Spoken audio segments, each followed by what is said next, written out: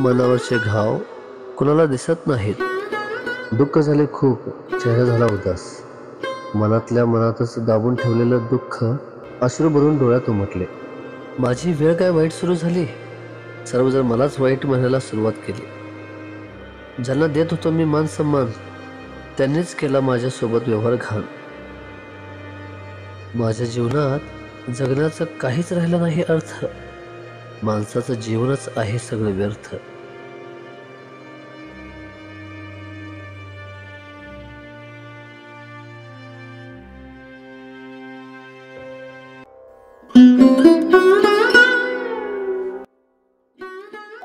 या कर्जामुळे डोक्याला खूप टेन्शन झाले. दारू पिऊन टेन्शन मुक्त व्हाव काय? दारू पिलं तर नशा किती उशीर होणार? 1 तास, 2 तास, जास्तीत जास्त 4 तास.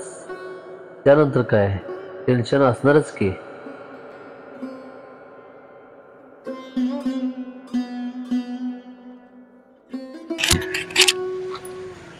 ही दुनिया गोल, विषय खोल, म्हणून दुनियेत हाय झोल झोल झोल.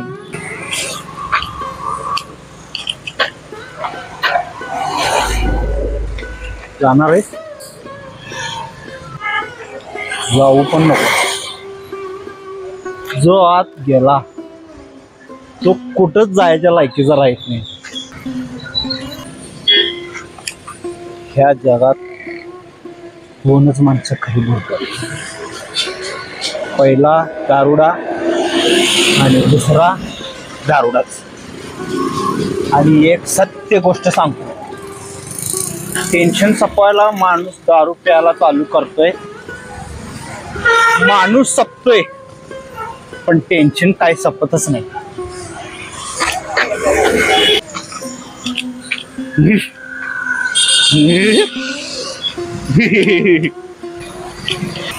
थोडीसी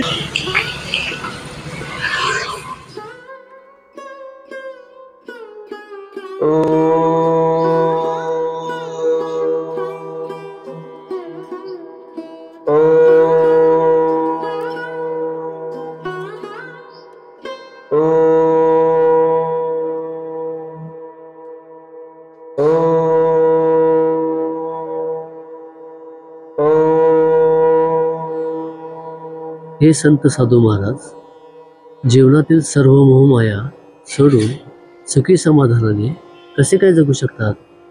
त्यासनेच जाऊन विचारू काय.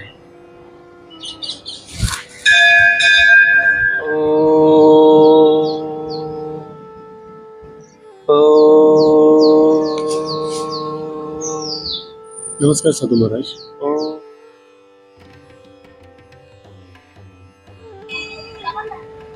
तुम्हाला एक प्रश्न विचारू का? तुझ्या चेहऱ्यावरनं दिसत आहे तुझ्या मनात विचारांची सुनामी सुरू आहे. विचार, तुला काय विचारायचे ते. या जगात माणसं खूप वाईट आहेत. माणसं माणसालाच उपयोगी पडत नाहीत. सर्वजण मतलबी आणि स्वार्थी आहेत. माणसं खूप आहेत पण माणसामध्ये माणुसकीच शिल्लक राहिली नाही. असं का? हे जग एक प्रकारचा आरसाच आहे. जसं आपण आहे तसंच आपल्याला हे जग दिसतं. महाराज, मला काय समजलं नाही. तुला समजेल त्या भाषेत सांगतो. तू एक काम कर,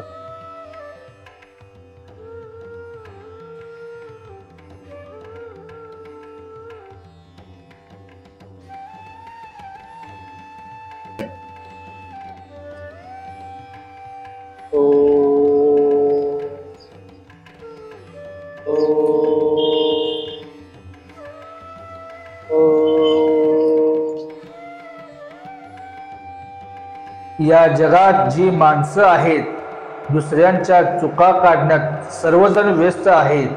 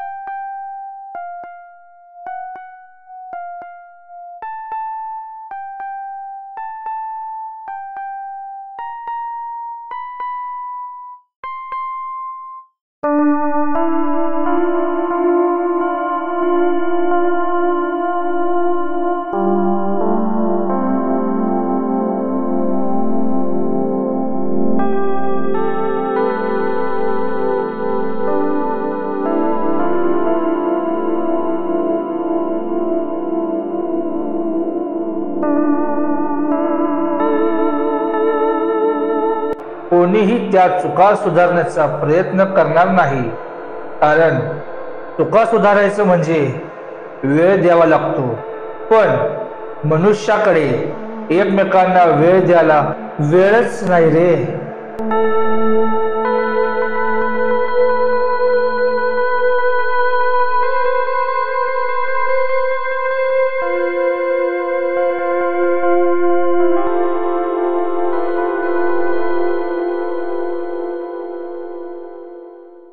साधू महाराज म्हणतात तेच बरोबर आहे.